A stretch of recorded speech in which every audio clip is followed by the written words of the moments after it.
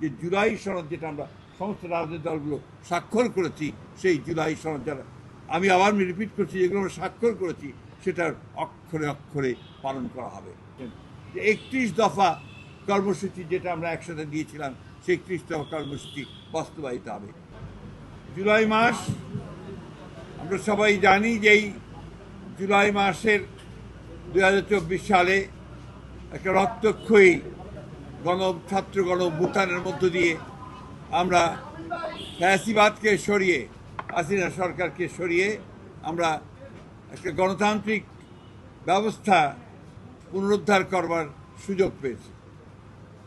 আমরা আন্তরিকভাবে সেই জন্যই আমরা সেই সমস্ত শহীদদের স্মরণ করতে চাই, যারা তাদের জীবন দিয়ে বাজি রেখে এবং অসুস্থ হয়ে, আহত হয়ে, চোখ হারিয়ে যারা আমাদের জন্য এই নতুন সুযোগ সৃষ্টি করে দিয়েছেন। আজকে মাননীয় প্রধানমন্ত্রী এই আন্দোলনে বাংলাদেশ জাতীয়তাবাদী দলের সঙ্গে যারা ছিলেন, যারা একসাথে যুগপৎ আন্দোলন করেছেন দীর্ঘ 15-16 বছর, তাদের নেতৃবৃন্দকে তিনি আহ্বান জানিয়েছিলেন আজকে কথা বলার জন্যে, তাদের সঙ্গে একসাথে একটু সামান্য কিছু ডাল ভাত খাওয়ার জন্য। এটা আমাদের এই চলমান যে রাজনৈতিক আন্দোলন ফ্যাসিবাদের বিরুদ্ধে, আপনার উগ্রবাদের বিরুদ্ধে এবং একই সঙ্গে স্বৈরাচারের বিরুদ্ধে, সেই আন্দোলনের আরও বেগবান করবে, আরও শক্তিশালী করবে বলে আমরা বিশ্বাস করি। আমরা দীর্ঘ 15 বছর যখন একসাথে আন্দোলন করেছি এই সব দলগুলোকে নিয়ে, আমরা কেউ কারাগারে গেছি, কেউ আমরা মামলার মধ্যে পড়েছি, কেউ গুম হয়েছে, খুন হয়েছে, এরকম অনেকেই আছে। আজকে সেই জন্যই একটা আবেগঘন পরিবেশ সৃষ্টি হয়েছিল। মাননীয় প্রধানমন্ত্রী তাদের সকলের সঙ্গে অত্যন্ত আন্তরিকতার সঙ্গে দেখা করেছেন, প্রত্যেকের সঙ্গেই, এবং তিনি কথা বলেছেন। আমাদের অনেকগুলো রাজনৈতিক দল তারা কথা বলেছেন, তারা সবাই মাননীয় প্রধানমন্ত্রীর যে শুরু সরকার চালানো, সেই শুরুটাকে তারা অত্যন্ত প্রশংসা করেছেন। এবং এই যে মাননীয় প্রধানমন্ত্রী দেশে ফিরে আসার পরে সমস্ত দলগুলোকে ঐক্যবদ্ধ করে তিনি যে নির্বাচনের যে সংগ্রাম, নির্বাচন যে পরিচালনা, সেই নির্বাচনের মধ্য দিয়ে একটা 2/3 মেজরিটি নিয়ে এসেছেন, সেই জন্য তিনি তাদেরকে এই রাজনৈতিক দলগুলো তিনি আন্তরিকভাবে ধন্যবাদ জানিয়েছেন, শুভেচ্ছা জানিয়েছেন। এবং তিনি তাদের যে অবদান সেটা দেশ চিরকাল মনে রাখবে, সে কথাও তিনি বলেছেন।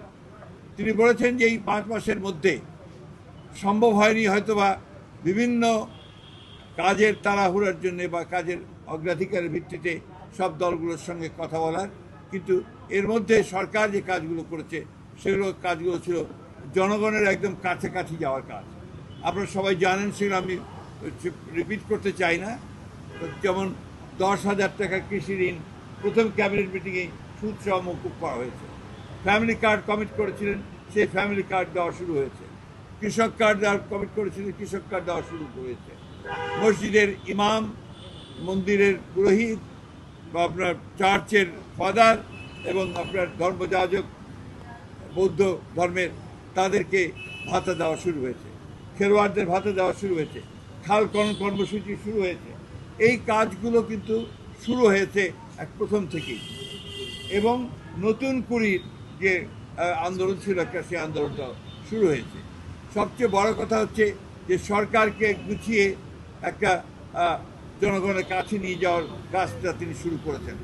আমাদের এটা অবশ্যই মনে রাখতে হবে যে আমরা একটা ধ্বংসস্তূপের মধ্য থেকে কিন্তু কাজ শুরু করেছি। একেবারেই অর্থনীতি ধ্বংসপ্রাপ্ত হয়েছে, লুট করে নিয়ে গেছে সমস্ত ব্যাংকগুলো, সব জায়গায় একটা নৈরাজ্য সৃষ্টি করেছিল তারা, সমস্ত প্রতিষ্ঠানগুলোকে ভেঙে ফেলেছিল।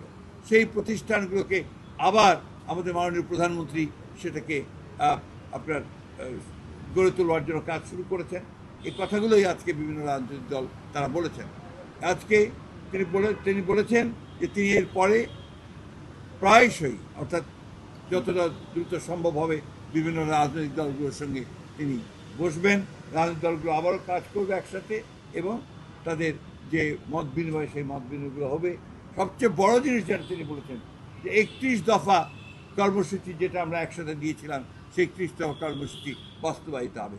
এবং তিনি এটাও বলেছেন, আবারও জোর দিয়েই বলেছেন যে জুলাই সনদ যেটা আমরা সমস্ত রাজনৈতিক দলগুলো স্বাক্ষর করেছি, সেই জুলাই সনদ যারা, আমি আবার রিপিট করছি, যেগুলো আমরা স্বাক্ষর করেছি সেটার অক্ষরে অক্ষরে পালন করা হবে। আমি আপনাদেরকে অনেকক্ষণ ধরে এখানে অপেক্ষা করে আছেন, সেই জন্য আপনাদেরকে আন্তরিক ধন্যবাদ এবং কৃতজ্ঞতা জানাচ্ছি। আজকে এই সরকার গঠন করার পরে 5 মাস পরে এইটা একটা বড় একটা ঘটনা, রাজনৈতিক ঘটনা, যে আমাদের প্রধানমন্ত্রী অন্যান্য যুগপৎ যারা আন্দোলন করেছিলেন তাদের সকলের সঙ্গে একসাথে বসে তারা এখন বসেছেন, কথা বলছেন এবং ভবিষ্যতের কর্মসূচি নিয়েও তারা সেখানে আলোচনা করছেন। আপনাদের সকলকে অনেক অনেক ধন্যবাদ।